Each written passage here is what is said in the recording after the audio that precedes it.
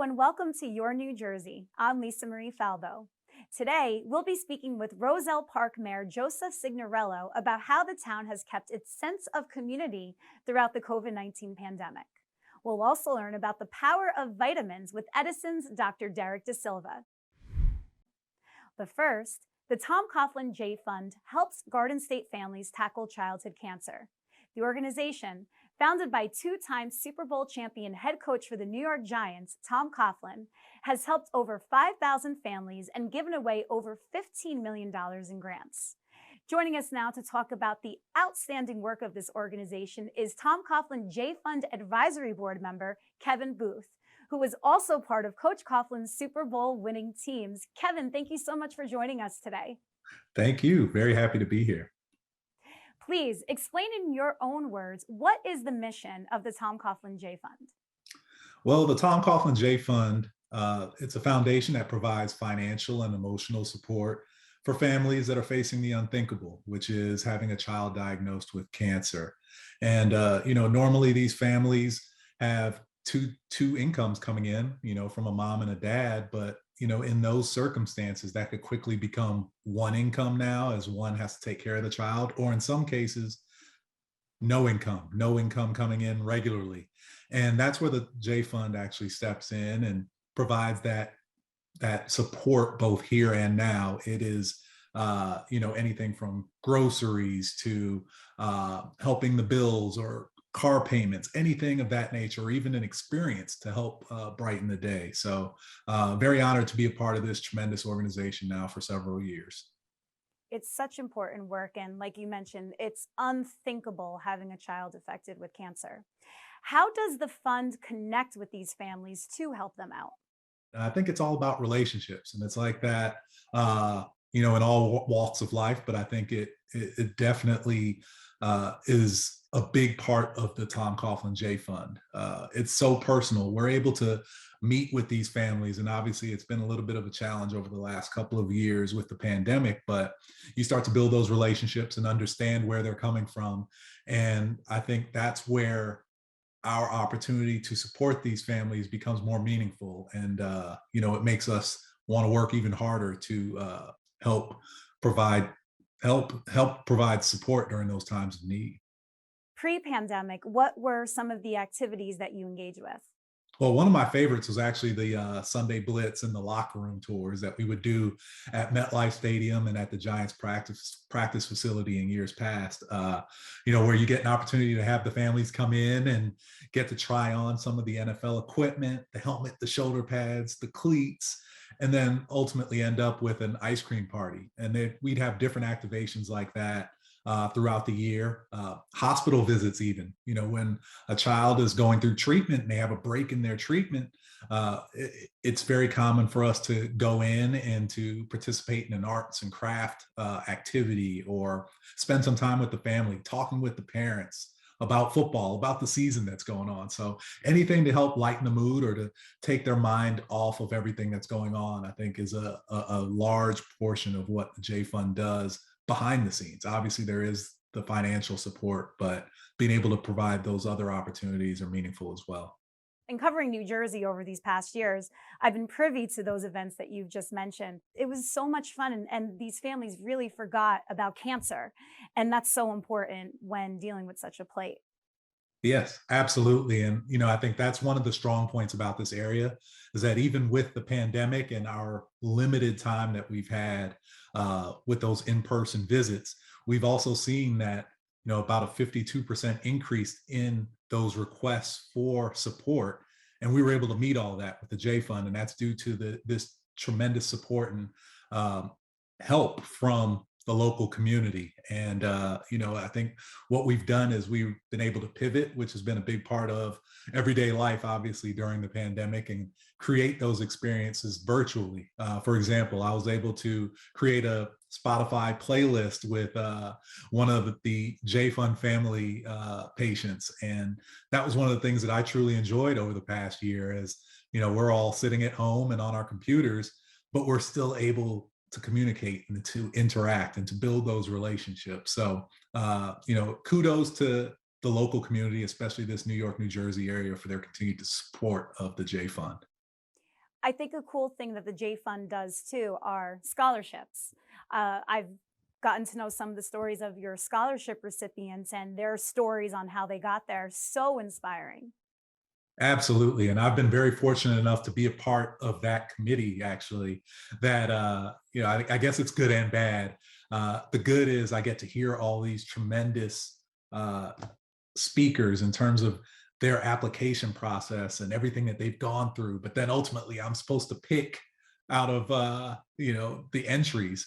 And fortunately, everybody who makes it to a certain point receives some sort of gift or grant. But uh, you'd be amazed by the perseverance, the resilience of these patients. And I think about my playing career and battling adversity, and I quickly realized that, hey, trying to block somebody over and over again is nothing, and it pales in comparison to what these teenagers are dealing with on a day-to-day basis. How did you personally become so invested in the J Fund? I mean, was it a situation where back when you were a player, Coach Coughlin really worked on engaging the whole team to be involved, or did it happen a little more organically than that? I thought it was pretty organic. It was, I joined the team right before the 2007 season, and about a month or so into it, we were all invited to the Gridiron Gala.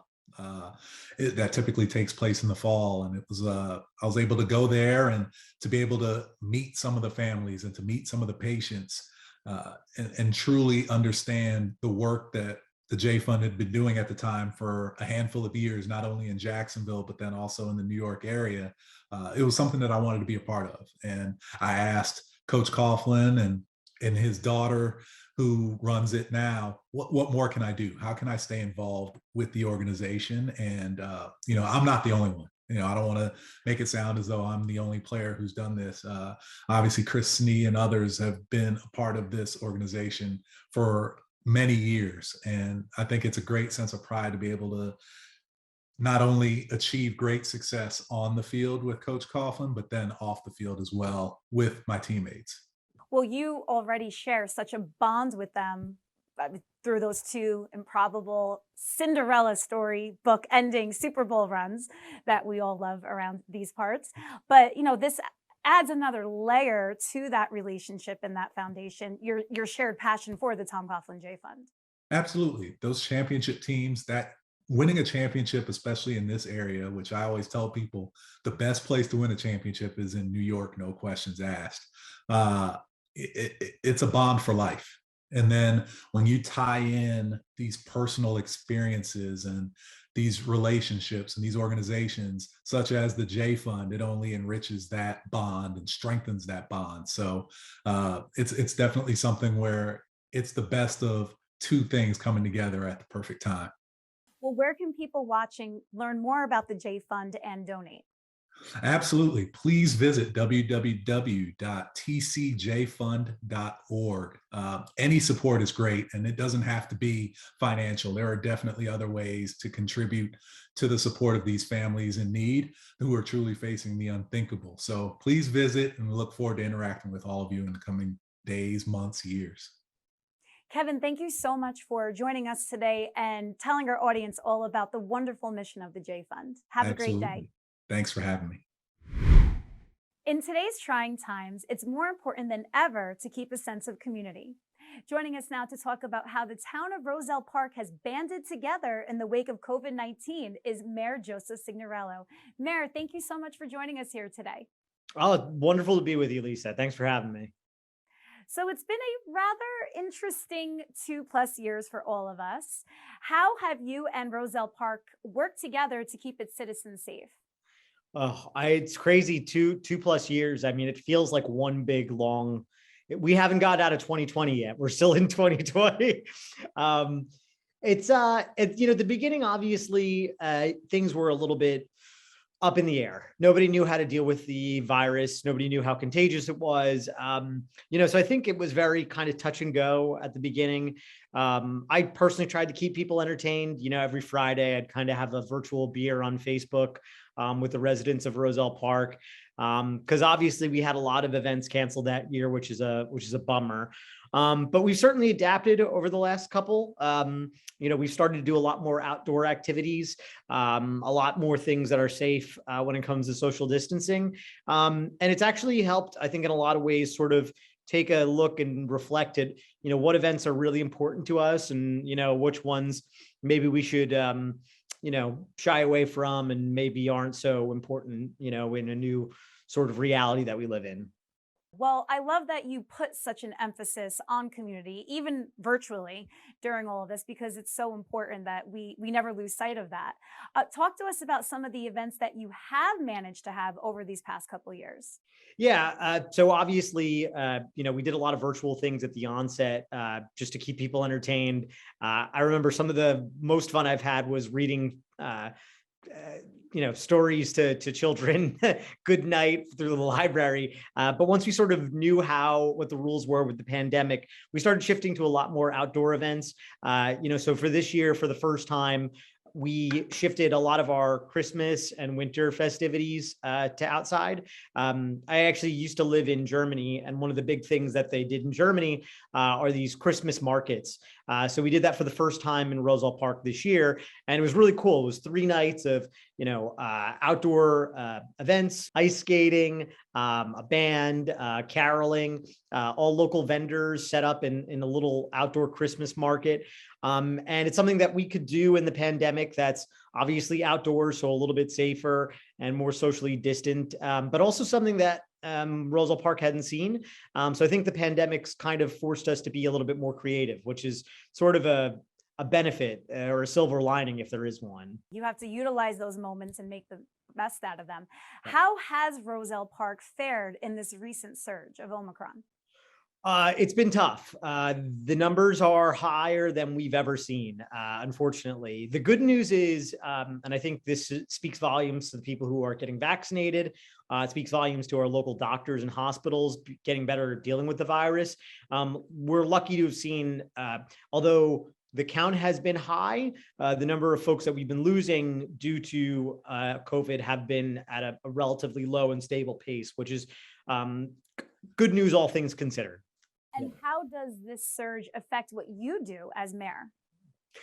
If you asked me this about a year ago, there was a lot of things that got paused. I think it's sort of the sad new reality that we sort of know how to adapt quickly when there is a surge. So for example, in a pinch, we were able to go to mayor and council meetings virtual again. Just because we've sort of learned how to do that. We've built those muscles for better or worse.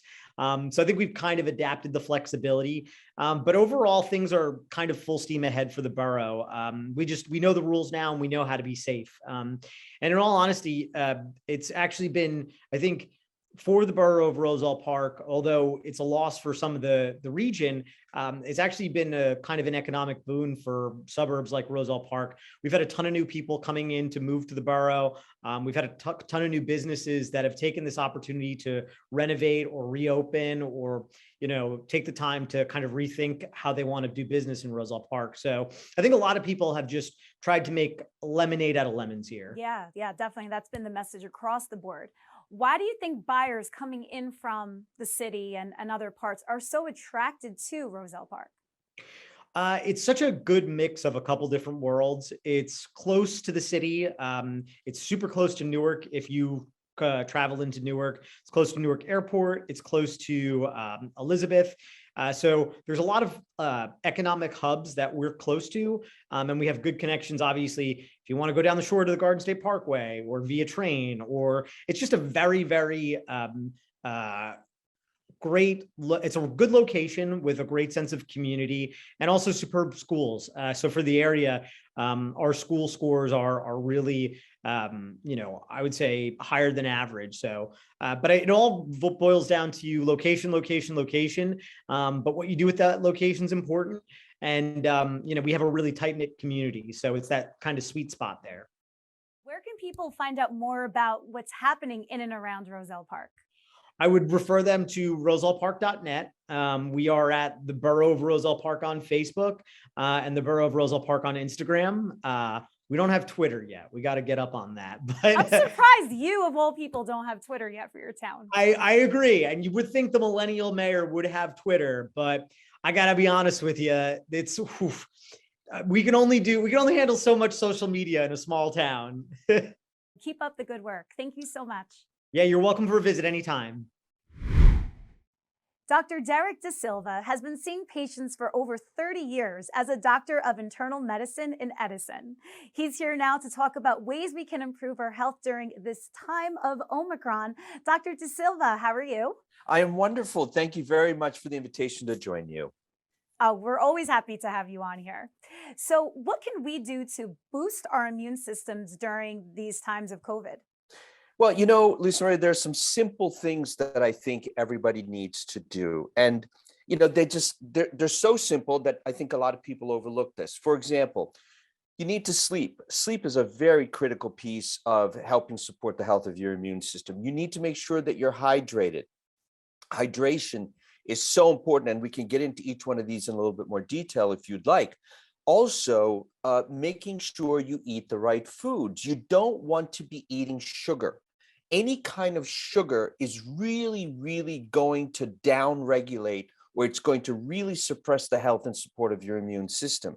And last but not least, you need to do something. You need to be active. Something, it doesn't matter. Go for a walk. If it's really cold outside, walk around your house. And of course, supplements, vitamin C, vitamin D, zinc, probiotic. And I'll get into that a little bit more deeper too, if you'd like to.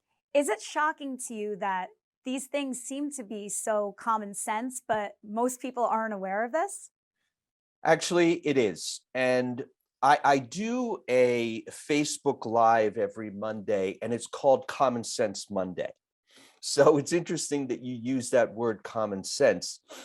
It is so simple that I truly believe that the government really needs to be pushing these things a little bit more.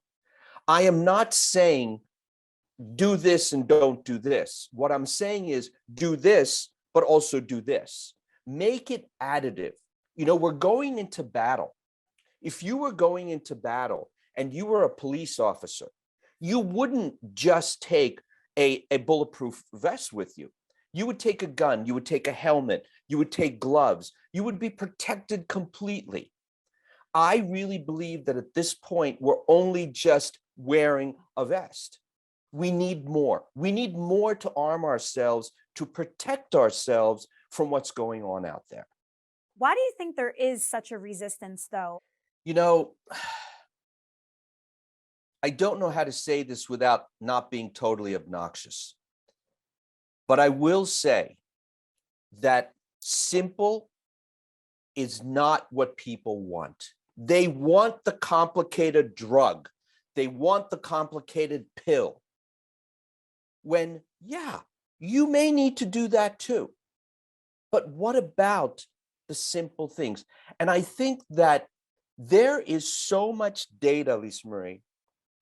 There are over 5,000 studies on PubMed talking about vitamin C. Just yesterday on my phone, I get these news updates, medical news updates. There was something published in Critical Care Medicine. And the data and that report, that article said that zinc is also a very good supplement. It's a very good mineral to use during these times to help support the health of the immune system. And the conclusion of that article was that it is also good and beneficial and healthy for people with kidney disease. So simple things, vitamin C, over 5,000 studies. Who doesn't know that vitamin C is good for the immune system?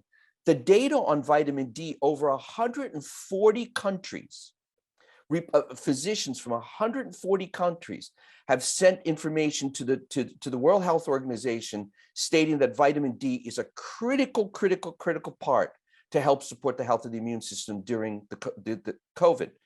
Probiotics are critical for the immune system. 70% of your immune system resides in your intestine.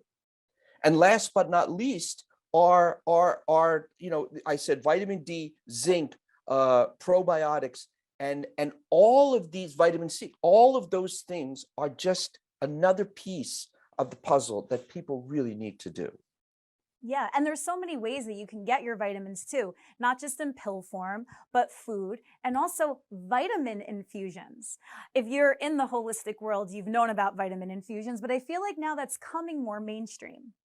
Yeah, it is. And I think IV vitamins, right? I mean, I personally in my practice don't do IV vitamins, but I'll tell you what, if I go somewhere, and I mean, if you can't go anywhere in Florida and not be in a medical practice and them not be doing IV vitamins. So I do a lot of business in Florida with a lot of my friends down there. They all do IV vitamins. Whenever I go, I always get an infusion. I always get an infusion. Vitamin C, Myers cocktail, B vitamins, glutathione, all of those things are awesome. Again, why not? What do you have to lose? You have everything to gain and really nothing to lose. Are these infusions pricey? They are. They can get a little bit expensive. You're right. You're absolutely right. And I think there are certain barriers. And I really think, for example, there are doctors, and I had a patient who came in the other day. She said, I went to see an orthopedist, and she had a fracture. She had fallen on the ice and she had a fracture. She said the doctor was in the room for literally a minute and a half, and his bill was $500. I mean, come on. That's ridiculous. That's absurd. Healthcare has got to be affordable. Not only does it have to be affordable, but it also there has to be a piece of what we call efficacy. It has to work. So if you're going to get an IV infusion and it's costing you $150 to $200 per infusion, how are you going to spend $250, $300 a month? I mean, that's absurd. It really is ridiculous. You mentioned too, you need the care. When I go to the doctor, I don't want to see my doctor for 30 seconds and feel like I'm on the clock. I want to have a conversation with them. And I agree with you. And that's a really good way to put it. People deserve all of these things. And I think deserving is really the issue, the concern. Imagine if you go to get your car fixed, and the guy that's fixing your car just says, yeah, I'll take care of it. And you say, well, what's wrong with it? What's wrong with it? What do I need to do to make this thing better? We need to explain things to patients. And I think we as physicians have got to start spending the time. And I don't want to get off topic here because that's another whole show. Yes. The whole idea, Lisa Marie, I agree that there are certain guidelines that people need to follow from CDC, et cetera. Fine. That's all well and good. What I am suggesting is do a little bit more. Don't be lazy. Take ownership of your health. Take ownership by sleeping more, by drinking more water, by doing a little bit of exercise, by eating the right food. Don't be lazy. And then you get sick. And then you say, why is this happening to me? It's happening to you because you're being a ding dong. Okay. That's why it's happening to you. And then just add some simple things. You don't want to do anything else? Do vitamin C and vitamin D. If you don't want to do anything else and you're really not into all of this stuff, fine. Get some vitamin C and get some vitamin D. The vitamin C, 2,000 milligrams a day. Vitamin D, anywhere between 2,000 and 5,000 IU a day, depending on how big you are, how old, what your age is, et cetera, et cetera. Do the basics. I won't even tell you how many supplements I take every day. And it works. It absolutely works. Yeah, well, you need to come over to my house. We have an entire cabinet full. I can take you to my vitamin cabinet and show you. Yeah. You would be shocked because I'm in my home right now. Nothing shocks you when it comes to this kind of stuff. But have you seen a great awakening with your patients over these past now 3 years since COVID hit our shores? That's a great question because it is an awakening. It truly is an awakening. And also remember, the people that see me are a little bit more skewed towards a little bit more integrative, a little bit more holistic approach, if you will. Okay. So yes, I have seen even the ones in my practice that were a little skeptical or skeptics are at least saying to me, okay, doc, what do I need to do? And they do it. And they do it. My patients that do get sick, intensity, severity, duration, not as much. Now, there are people who have the comorbidities that are 90 years old or who have uncontrolled diabetes, who have lung disease. Takes them longer. And so it's a process. But definitely there's been an awakening with regard to people over the past 3 years. No question.